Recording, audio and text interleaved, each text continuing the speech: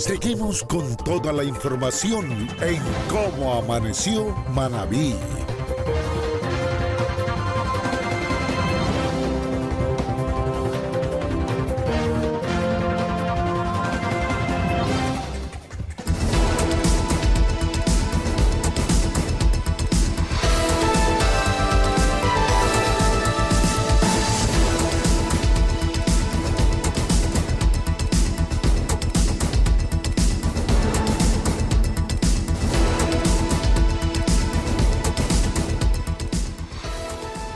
Son las 7 de la mañana con 34 minutos, 7 con 34, y continuando con nuestros espacios de visión a la verdad.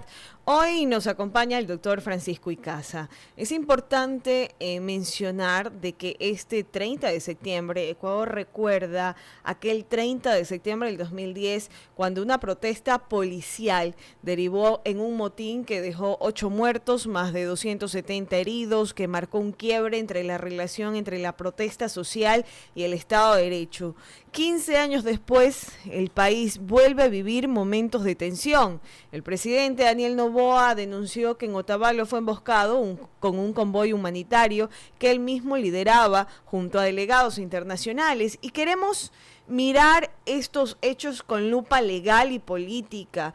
¿Cuál es el límite entre el derecho legítimo como la resistencia y el riesgo de que se convierta en una amenaza directa al Estado de Derecho? Y para ello tenemos la presencia, como lo mencionaba, de Francisco Icaza. Un gusto saludarle, muy buenos días, gracias por aceptar este espacio de diálogo.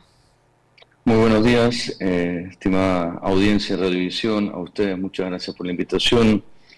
Y bueno, hay bastante que hablar. Estos días han sido muy intensos, de muchos hechos en el Ecuador, y creo que amerita aclarar y desde la perspectiva jurídica y lo más objetivo posible sobre qué es lo que está sucediendo realmente en el país, especialmente en el norte del Ecuador. Doctor, ¿se puede hablar de un patrón histórico en que la protesta se desborda y también termina amenazando el dictamen del poder presidencial?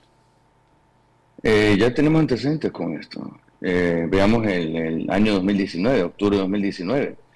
Tuvimos esta modalidad de protesta que estamos viendo que ahora, si bien no ha llegado a este nivel, tampoco descartemos que quieran escalar al nivel de violencia que se dio en el año 2019, donde hubo muchísimo daño colateral. Y la imagen final que tuvimos de esta protesta fue un gobierno sentado y cediendo, ¿no?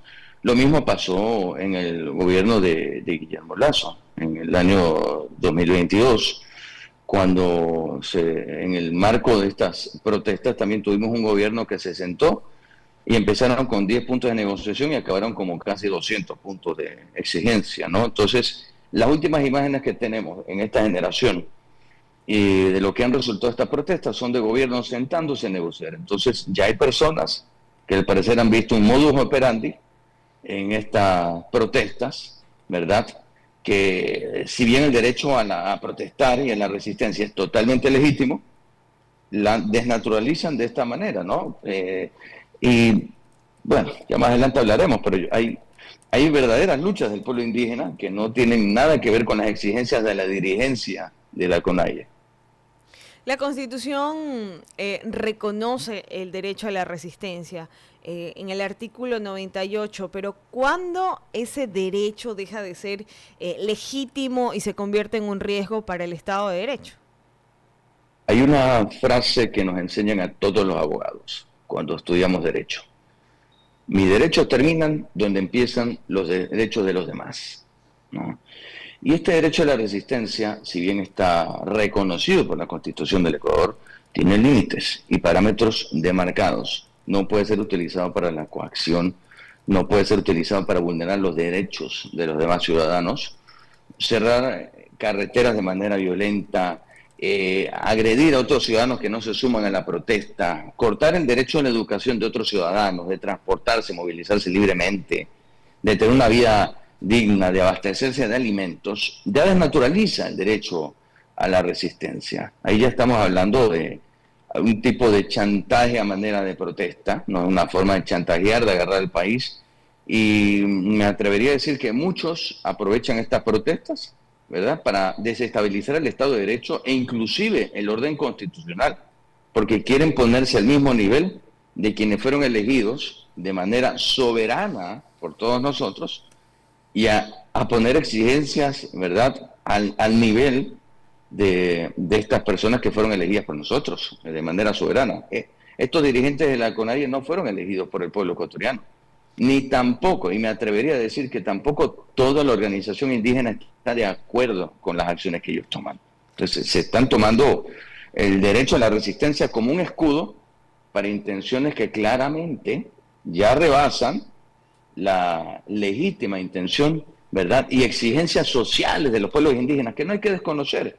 Desde hace muchos gobiernos atrás, el pueblo indígena tiene necesidades reales que nada tienen que ver con los subsidios al combustible, absolutamente no, escuelas, carreteras, este tipo de cosas, pero se está usando el derecho a la resistencia como un escudo, ¿ya?, para deslegitimar lo que realmente es legítimo, las exigencias del pueblo indígena que nada tienen que ver con las exigencias de los dirigentes de la CONAIE.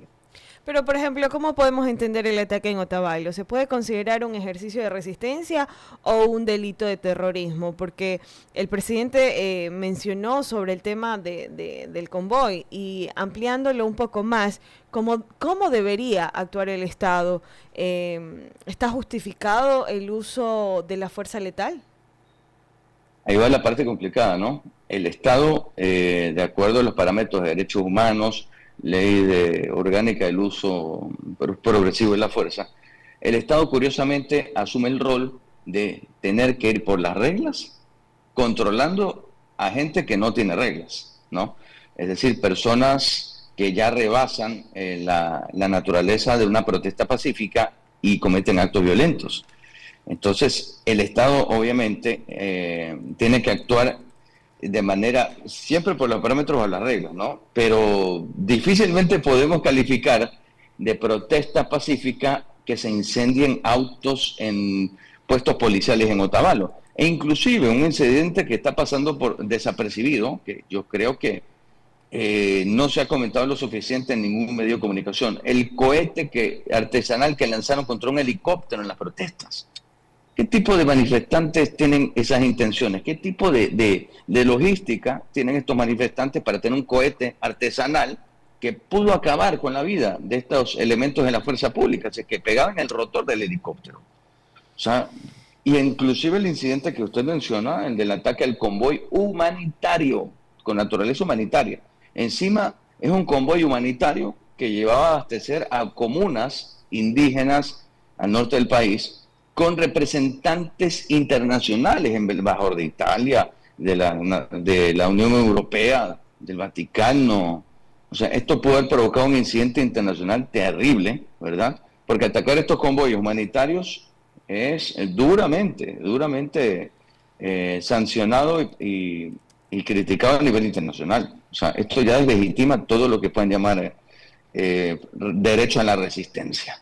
Ya que usted menciona el tema internacional, hay una pregunta medular que no puedo dejar pasar, es por ejemplo, ¿cuál es el mensaje que se está proyectando al mundo? Como cuando la ONU, la Unión Europea están en medio de un ataque de este tipo, el Ecuador queda en un nivel como un país, oficialmente se confirmaría en un conflicto armado interno. Sí, la verdad que lastimosamente a nivel internacional, yo siempre hablo esto con mis estudiantes, no solo juega lo que está en las leyes, en los tratados. A nivel internacional juega mucho cómo comunica un país, qué es lo que comunica un país. Y cuando un país comunica no es solo por la voz del gobierno, sino por su propia población. Entonces, en este caso tenemos una situación caótica que, gracias a Dios, no ha escalado a nivel nacional aún, pero que está focalizada en este sector de la Sierra Norte, donde evidentemente pues el Ecuador está dando una imagen de que tiene un paro nacional que debe contener lo antes posible, si no estas personas que lo organizan tienen la intención de escalar más allá. Y eso nos pone en una situación ante la comunidad internacional de inestabilidad en este sentido, ¿no? Yo creo que el Estado tiene absolutamente toda la legitimidad para contener ya estas protestas y que no nos terminen afectando a todos. ¿Ya? Esa es la imagen que tenemos. Y la imagen actual, ya, porque aquí han cambiado las cosas, ha cambiado la situación.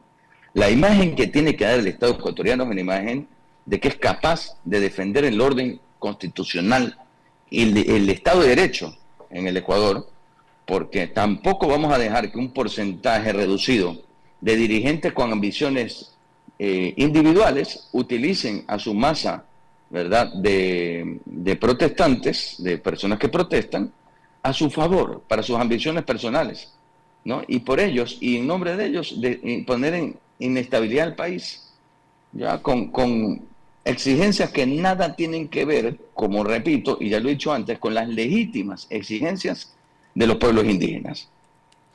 Es importante. Yo ayer revisaba la ley orgánica que regula el uso legítimo de la fuerza para entender un poco más el entorno en el cual nos estamos desenvolviendo. Y, por ejemplo, la ley establece que el uso de la fuerza es excepcional y de última ratio, si no me equivoco, en el artículo 7. Pero en un escenario como en el de Otavalo, que existió una emboscada, ¿qué significa esto en la práctica para las fuerzas del orden?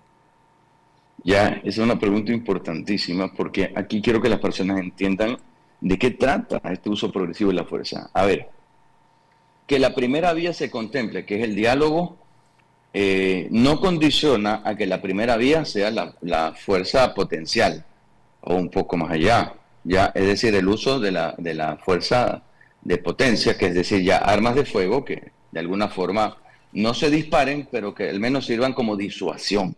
Es decir, el orden del uso progresivo de la fuerza no está condicionado a que si me están atacando con objetos contundentes, me están atacando con molotov, yo tenga que empezar con el diálogo. No, no, no. El uso progresivo puede ser también de más a menos. Es decir, usar primero la fuerza de contención oportuna, que es la oportuna, que puede ser a disuadir con balas de goma, que es legítimo usar las balas de goma en estas protestas, ¿verdad? Y de ahí descender al diálogo, a la persuasión. Entonces, eso es importante porque la ley orgánica del uso progresivo de la fuerza sí establece este orden, que no es necesario que vaya de menos a más, sino también de más a menos, pero tiene que haber una progresión. Y esta es la parte difícil, ¿no? Que los operarios de las fuerzas del orden tienen que calificar la oportunidad y la necesidad del uso de la fuerza. Pero ¿cuáles son los límites, por ejemplo, cuáles son los límites que imponen la ley en relación con la proporcionalidad y la necesidad del uso de la fuerza? En el caso de manifestaciones, por ejemplo, es curioso, en la ley orgánica se contempla que sí puede haber uso de fuerza letal, pero en manifestaciones, pero no contra la masa de manifestantes, sino contra determinados individuos que estén poniendo en riesgo inclusive los mismos manifestantes. Es decir, sí se puede hacer uso de la fuerza letal para neutralizar. La intención siempre va a ser la neutralización, más no la muerte de estas personas, ¿verdad? Que puede haber, porque como hemos visto en el paro nacional, hay elementos, individuos violentos que ponen en riesgo a los demás manifestantes que legítimamente están ahí. Entonces sí se puede hacer el uso de la fuerza. E inclusive, ya yendo más allá, al tema del comunero fallecido, no se puede determinar una responsabilidad aún hasta que se haga una autopsia. Y aquí viene lo curioso, basándome justo en la ley de uso progresivo de la fuerza, si es que se determina que el proyectil que acabó con su vida fue una bala de goma, ¿verdad?, o de salva, que de alguna manera, para manera desafortunada, pues acabó con su vida, no hay una responsabilidad total del Estado en este sentido. Pero si se determina que fueron armas de fuego, ¿verdad?, de uso letal, de uso ya militar, se podría hablar de una responsabilidad. Pero mientras tanto, y mientras no haya una autopsia, porque no la tenemos, no la hemos visto, ya se encargan de canalizar, pues ahí podríamos estar hablando de una responsabilidad. Y justamente la ley orgánica contempla como primera instancia el uso de armas no letales para contener estas protestas. Pero ya si va con la intención de incendiar cuarteles policiales, yo creo que ya no se puede hablar de diálogo ni de armas no letales en ese sentido. Doctor, yo estoy ahora tratando de entender, por ejemplo, la diferencia entre la resistencia y el derecho constitucional a la resistencia. ¿Cómo deben interpretarse estos conceptos en medio de toda la situación que estamos viviendo actualmente? Bueno, el derecho a la resistencia es totalmente legítimo. No, yo mismo lo he ejercido en las calles alguna vez como ciudadano. Yo mismo conozco que hay cosas en las que no estamos de acuerdo y salimos a protestar, pero sin vulnerar los derechos de otros ciudadanos. Su propiedad privada, ¿verdad? La destrucción de propiedad privada, la destrucción de propiedad pública, que beneficia a los demás ciudadanos. ¿Qué ganaban los manifestantes incendiando patrulleros que sirven a la ciudadanía al final? ¿No? Que deberían estar al servicio de la ciudadanía. O sea, cuando rebasan esos límites, estamos hablando ya de manifestaciones que rebasan la legitimidad de la protesta, del derecho a la resistencia. La Corte Constitucional tiene parámetros clarísimos, ¿no? Tiene la sentencia 118-22 JC 23, donde se habla que obviamente existen abusos, ¿verdad?, en el uso del derecho a la resistencia como mecanismo de coacción para disfrazar, ¿verdad?, intenciones que distan de protestas legítimas que benefician a la ciudadanía, ¿no? Hay personas que se valen del derecho a la resistencia y usan a los demás ciudadanos como escudo, como se está dando ahora, ¿no?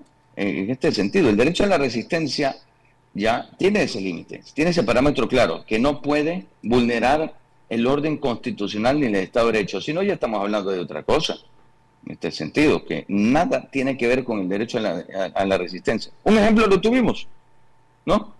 Para desgracia de los manifestantes violentos de ahora, tuvimos una manifestación pacífica en Cuenca, que tuvo un resultado para la ciudadanía, las aspiraciones que ellos tenían, legítimas, ¿no? Que yo esté de acuerdo o no con ellos, al menos sirven de ejemplo para decir que es posible manifestarse pacíficamente y lograr objetivos, como ocurrió en Cuenca, como ocurrió ayer en Tungurahua, una manifestación indígena pacífica que no vulneró los derechos de los demás.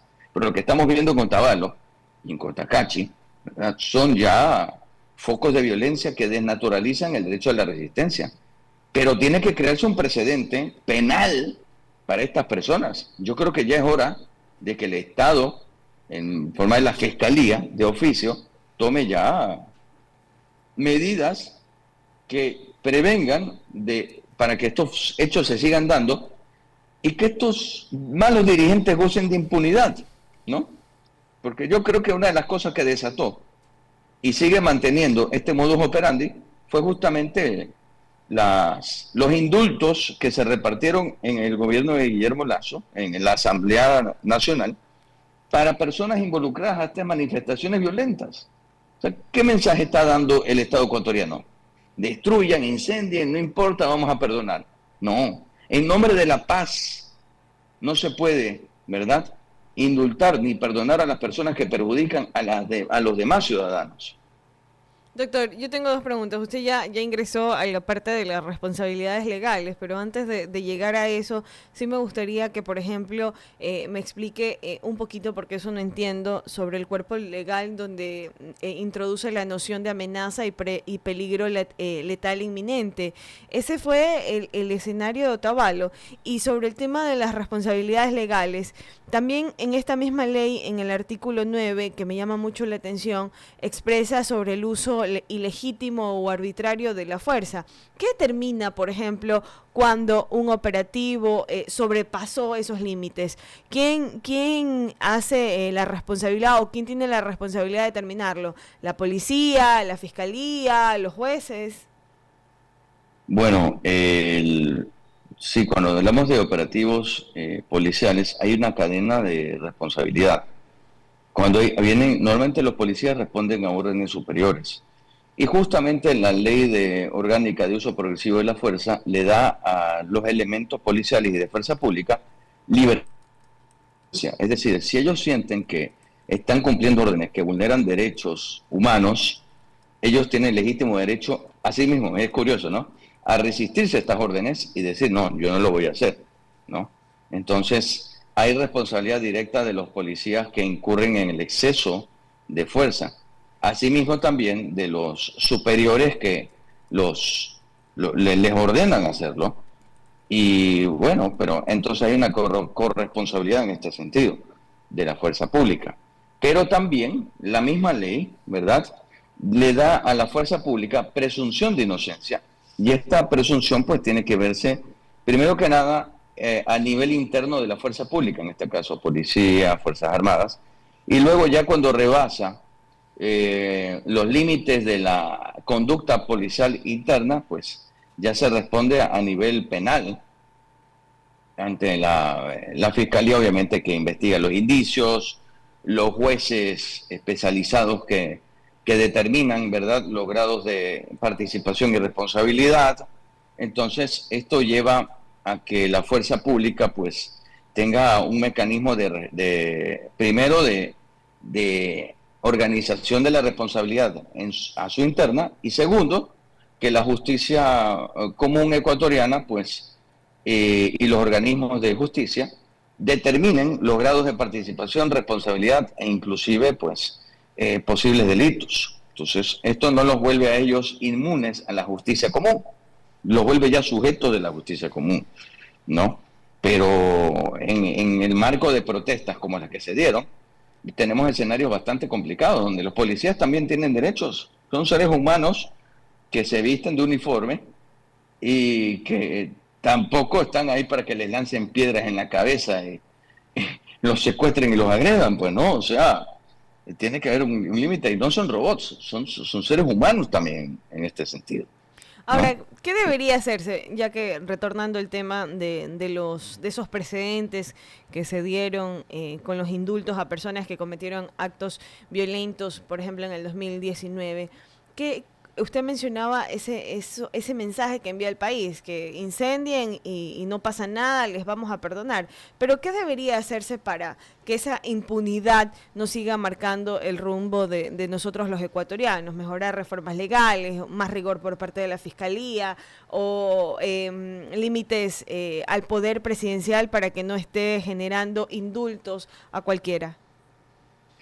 Bueno, yo creo que mantener la facultad de los indultos, que de todas maneras en algún momento pues puede beneficiar a las personas que realmente debería beneficiar. No creo que por estos errores cometidos se deba privar a personas que potencialmente puedan necesitarlo, lo hagan.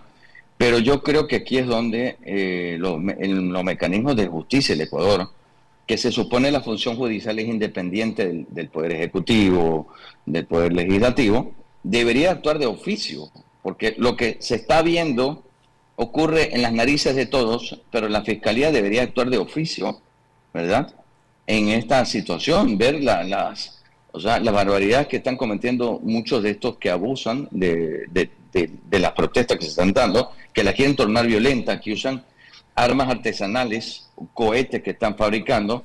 Y esto es lo que se intentó hacer en el año 2019. Se intentó crear un precedente procesando penalmente a estos líderes, malos llamados líderes de estos movimientos, que no promovían el diálogo, promovían la violencia, ¿verdad?, como excusa dentro de la protesta. O sea, es impresionante. Entonces, hace falta ya un precedente penal donde se procese a estos líderes por lo que están haciendo, que son actos de terrorismo, ¿no?, de desestabilización, de chantajear al país con este mecanismo de coacción y violencia. O sea, ya es hora de que el país cree un precedente penal real contra estos líderes y que sea utilizado como precedente jurisprudencial para quienes en el futuro quieran emular este tipo de acciones. Porque si no, seguimos dando el mensaje equivocado. Incendien, quemen, ¿verdad?, destruyen propiedad privada, que no va a pasar nada. Al final los vamos a tener que perdonar por conveniencia política, porque todo eso fue por conveniencia política. Es decir, se indultó a estos líderes creyendo en su potencial de afectar la opinión electoral de determinadas tendencias políticas, ¿no? Porque aquí hay muchísimo cálculo político. Entonces, como acertadamente usted pregunta, ¿verdad?, ¿qué es lo que debe hacer el Ecuador? El Ecuador debe dejar de calcular políticamente esta situación, ¿ya? Porque el daño que nos están haciendo ahora ya lo han hecho antes. Y es hora de que los partidos políticos, los movimientos políticos que tienen altísima responsabilidad en esto, Dejen de medir las cosas políticamente. Ay, no, es que se vienen elecciones, entonces no tengo que procesarlo porque si no doy el mensaje de que soy un Estado que persigue a los protestantes, a los manifestantes. Mentira, ¿no? La población, los ecuatorianos en mayoría, que no somos ese pequeño porcentaje, lo que necesitamos es un Estado que haga respetar nuestros derechos frente a los derechos que vulneran estos malos llamados manifestantes. Doctor, por cuestiones de tiempo me toca cerrar, pero la entrevista está súper interesante. Quisiera pedirle un espacio en su agenda para una próxima oportunidad lo antes posible. Pero ya para ir cerrando este diálogo, por ejemplo, ¿qué debería hacer la Asamblea para evitar esa ambigüedad en casos de resistencias violentas o ataques al poder del Estado? Yo creo que la Asamblea Nacional lo que debe dejar de hacer, como lo mencioné, son cálculos políticos, porque los indultos anteriores surgieron de la misma Asamblea Nacional, ¿no? Contra estas personas. Yo creo que ya la Asamblea Nacional es hora de que se manifieste primero rechazando estos actos violentos, ¿no?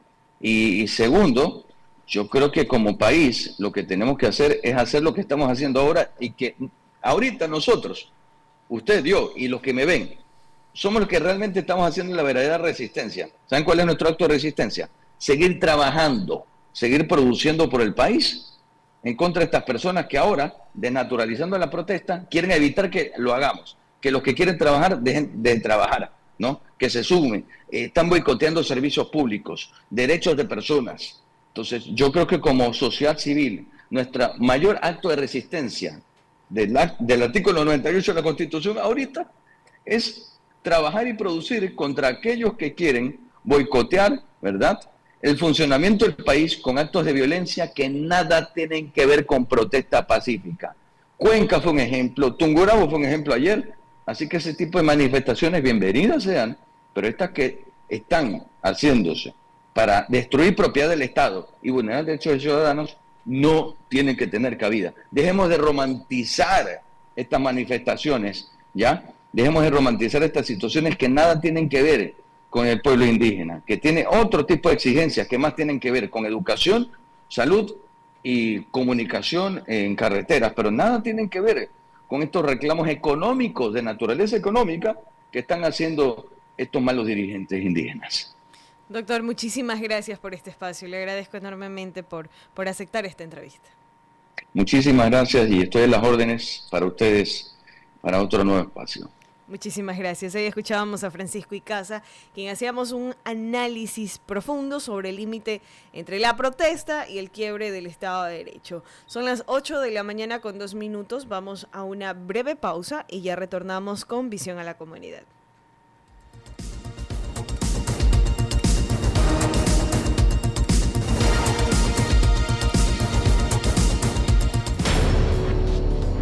Ya regresamos en Cómo Amaneció Manabí.